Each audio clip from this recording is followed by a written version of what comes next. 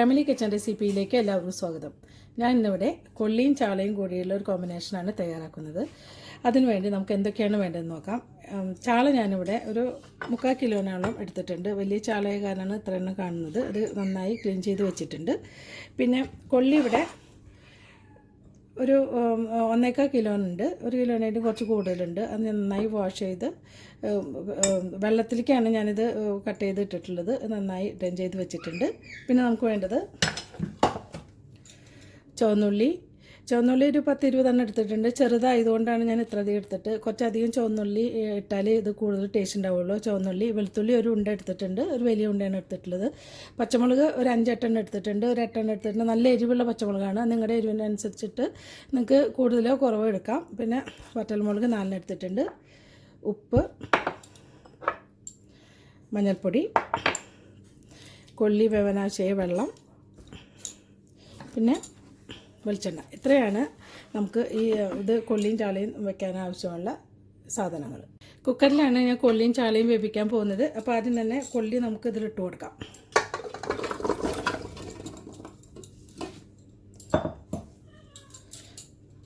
അതിനുശേഷം നമുക്കിവിടെ വെച്ചിട്ടുള്ള ചാള ഇട്ട് കൊടുക്കാം.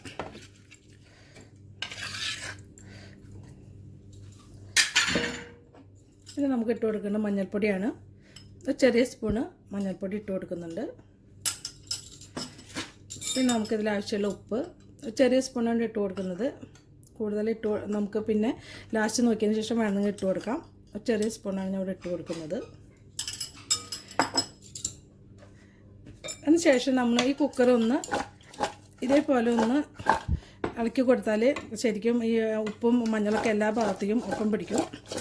അതിനുശേഷം നമുക്കിതിലോട്ട് വെള്ളം ഒഴിച്ചു കൊടുക്കാം. വെള്ളം കുറച്ചധികം നമുക്ക് ഒഴിച്ചു കൊടുക്കാം.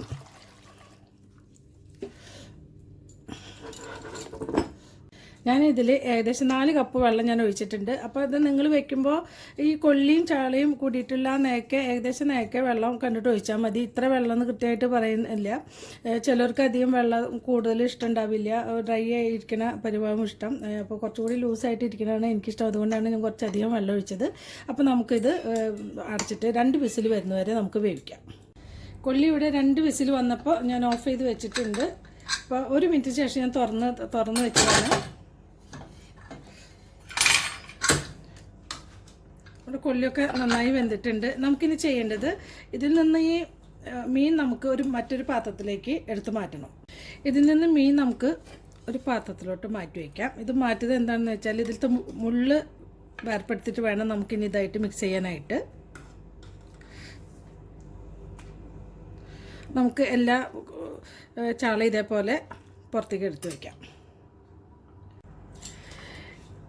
ഇവിടെ ഞാൻ ചാളയുടെ മുള്ളൊക്കെ ഒരുവിധം കളഞ്ഞു വെച്ചിട്ടുണ്ട്. നമുക്കിനി ഇതിലോട്ട് ഇട്ട് കൊടുക്കാം. സ്റ്റവ് ഓൺ ചെയ്യേണ്ട ആവശ്യമില്ല. ഇനി ഇത് നന്നായിട്ട് മിക്സ് ചെയ്ത് വെക്കാം. അതിനുശേഷം നമുക്കിനി ഇത് വറവിടാം. ഇവിടെ ഞാനൊരു ചീനച്ചട്ടി സ്റ്റവിൽ വെച്ചിട്ടുണ്ട്. നന്നായി ചൂടായിട്ടുണ്ട്. അതിലേക്ക് 2 ടേബിൾ സ്പൂണ് വെളിച്ചെണ്ണയാണ് ഞാൻ ഇതിൽ ഒഴിച്ചു കൊടുക്കുന്നത്. എപ്പോഴും ഇങ്ങനത്തെ നാടൻ കറികളൊക്കെ ഉണ്ടാക്കുമ്പോൾ അല്ലെങ്കിൽ എന്തെങ്കിലും ഉണ്ടാക്കുമ്പോൾ എപ്പോഴും വെളിച്ചെണ്ണയാണ് ഏറ്റവും നല്ലത്. ഇത് ചൂടായതിന് ശേഷം നമുക്ക് കടുക് ഇട്ട് കൊടുക്കാം. വെളിച്ചെണ്ണ ഇവിടെ നന്നായി ചൂടായിട്ടുണ്ട്. നമുക്കിതിലോട്ട് 1 സ്പൂണ് കടുക് ഇട്ട് കൊടുക്കാം.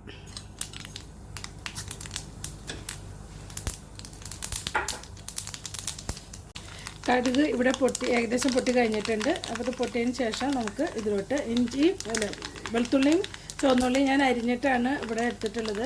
അത് ചതച്ചിട്ടായാലും കുഴപ്പമൊന്നുമില്ല. അതൊക്കെ ഓരോരുത്തരുടെ ഇഷ്ടമാണ്. അപ്പോൾ ഞാനിവിടെ അരിഞ്ഞു വെച്ചിട്ടുള്ള ചുവന്നുള്ളിയും വെളുത്തുള്ളിയും ഇട്ട് വെച്ചിട്ടുണ്ട്. ചുവന്നുള്ളി ഇത്ര എടുക്കണമെന്ന് നിർബന്ധമൊന്നുമില്ല. അത് കൂടുതൽ ഉള്ളി ചേർത്താൽ കൂടുതൽ ടേസ്റ്റ് ഉണ്ടാവും. അതുകൊണ്ടാണ് കൂടുതൽ ചുവന്നുള്ളി എടുത്തിട്ടുള്ളത്. നമുക്കിതിലോട്ട് ഇതൊന്ന് വാടിയതിന് ശേഷം നമുക്ക് പച്ചമുളക് ഇട്ട് കൊടുക്കാം. വെളുത്തുള്ളിയും ചുവന്നുള്ളിയും ജസ്റ്റ് ഒന്ന് വാടിയതിന് ശേഷം നമുക്ക് പച്ചമുളക് ഇട്ട് കൊടുക്കാം. പച്ചമുളക്, പിന്നെ കറിവേപ്പില, കറിവേപ്പില ഒന്ന് പൊട്ടിച്ചിട്ട് കൊടുക്കാം. അപ്പോൾ അതിൻ്റെ ഫ്ലേവറൊക്കെ നന്നായിട്ടൊന്ന് ഇറങ്ങി വരാനായിട്ട് എപ്പോഴും പൊട്ടിച്ചിട്ട് കൊടുക്കാവും നല്ലത്. അപ്പോൾ തന്നെ വറ്റൽമുളക് 4 ഇട്ടിട്ടുണ്ട്. ഇത് ഓപ്ഷനിലാണ്, ഉള്ളവർക്ക് ഇട്ട് കൊടുത്താൽ മതി. 2 ഇട്ട് കൊടുത്തിട്ടുണ്ട്.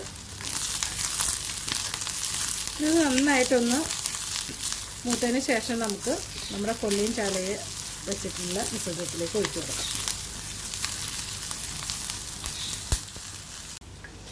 ഇവിടെ ഈ വെളുത്തുള്ളിയും പച്ചമുളക് ഉള്ളിയൊക്കെ നന്നായി മൂത്തിട്ടുണ്ട്. നമുക്ക് സ്റ്റൗ ഓഫ് ചെയ്യാം. അതിന് ശേഷം നമുക്ക് വെന്ത കൊള്ളിയും ചാലയിലേക്ക് ഇത് ഇടാം.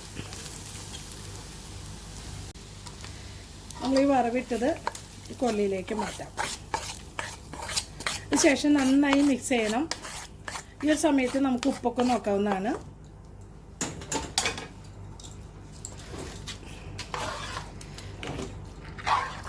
നമ്മൾ കറക്റ്റ് വെള്ളമാണ് ഒഴിച്ചത്. കുറച്ച് കുറവ് വെള്ളം ഒഴിക്കുകയാണെങ്കിൽ കൊള്ളി വെന്ത് കഴിഞ്ഞാൽ പെട്ടെന്ന് കട്ടയാവും. അപ്പോൾ ഈ ഒരു കൊള്ളി നനയ്ക്കുക വെള്ളം ഒഴിക്കുകയാണെങ്കിൽ ഈ ഒരു പരുവത്തിലായിരിക്കും നമുക്ക് ഇത് കിട്ടാൻ പോകുന്നത്. അപ്പോൾ നമുക്ക് നമ്മുടെ കൊള്ളിയും ചാളയും ഇവിടെ റെഡിയായി കഴിഞ്ഞു. നമുക്കൊരു വിളമ്പുന്ന ഒരു പാത്രത്തിലിട്ട് മാറ്റാം. കൊള്ളിയും ചാളയും ഇവിടെ വെച്ച് കഴിഞ്ഞു. ഇത് വളരെ ടേസ്റ്റുള്ളൊരു കോമ്പിനേഷനാണ്. ചാളയും കൊള്ളിയും ഇഷ്ടപ്പെടുന്നവർക്ക് ഇത് എന്തായാലും ഇഷ്ടപ്പെടാതിരിക്കില്ല. അപ്പോൾ എല്ലാവരും ഇത് ട്രൈ ചെയ്ത് നോക്കണം. അടുത്ത നല്ലൊരു റെസിപ്പി ആയിട്ട് എത്തുന്നവരെ താങ്ക് യു.